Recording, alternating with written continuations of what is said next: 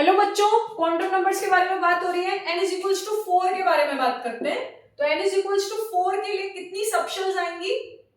n is equals to 0 to n minus 1 तक। Principal quantum number हमें 4 दे रखा है, तो l की वैल्यू 0 टू n की वैल्यू 4 पुट करो तो 0 टू 3, तो l is equals to 0, l is equals to 1, l is equals to 2, l is equals to 3। l is equals to 0 मतलब s subshell, l is equals to 1 p subshell, l is equals to 2 d subshell, l is equals to 3 f subshell.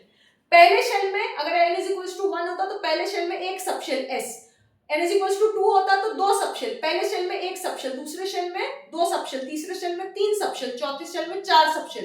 पहले shell में एक ही subshell s, दूसरे shell में दो subshell sp, तीसरे shell में तीन सबशेल spd, चौथे शेल में चार सबशेल spdf। क्लियर है? l is equals to 0 s subshell हुआ। अब इस पर्टिकुलर l के लिए m की क्या वैल्यूज आएंगी? m मतलब हर m वैल्यू का मतलब एक ऑर्बिटल, एक ओरिएंटेशन, मतलब अलोंग x एक्सिस है electron density, along y axis है, अलोंग z एक्सिस है, बिटवीन द एक्सिस है।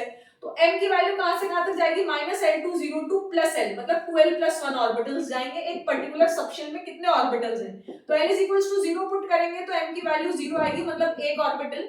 एक ऑर्बिटल मतलब दो इलेक्ट्रॉन, क्योंकि हर ऑर्बिटल में दो इलेक्ट्रॉन रहते हैं अपोजिट स्पिन के। प्लस हाफ s की वैल्यू होती है, स्पिन की वैल्यू होती है प्लस हाफ और माइनस हाफ। तो 4s सबशेल में एक तरीके से 4s सबशेल में दो इलेक्ट्रॉन है। l is equals to 1 p subshell में तीन ऑर्बिटल्स हैं, क्योंकि -1 0 + 1, l को 1 पुट करोगे यहाँ पे तो तीन ऑर्बिटल्स हैं, तो 6 इलेक्ट्रॉन, हर ऑर्बिटल में दो इलेक्ट्रॉन, तो 4p में 6 इलेक्ट्रॉन है। 4d की बात करोगे, l इज इक्वल्स टू 2 मतलब d सबशेल, तो 4d की बात करोगे तो -2 से l की वैल्यू -2 पुट करोगे तो -2 0 + 2, तो 5 ऑर्बिटल्स, 5 ऑर्बिटल में 10 इलेक्ट्रॉन, तो 4d में 10 electron. l is equals to 3 में f सबशेल, तो l की वैल्यू 3 पुट करोगे तो -3 से +3, तो 7 ऑर्बिटल्स, -3 -2 -1 0 +1 +2 +3, तो 14 इलेक्ट्रॉन्स। 4f सबशेल में कितने इलेक्ट्रॉन्स आ गए? 14 इलेक्ट्रॉन्स। क्लियर है? तो कितने ऑर्बिटल्स हुए? 1 3 4, 4 + 5 9, 9 + 7 16 ऑर्बिटल्स। तो इस 4 शेल में 4 सबशेल है और उनमें 16 ऑर्बिटल है, और हर ऑर्बिटल में 2 इलेक्ट्रॉन, तो 32 इलेक्ट्रॉन्स है। डायरेक्ट भी कर सकते थे।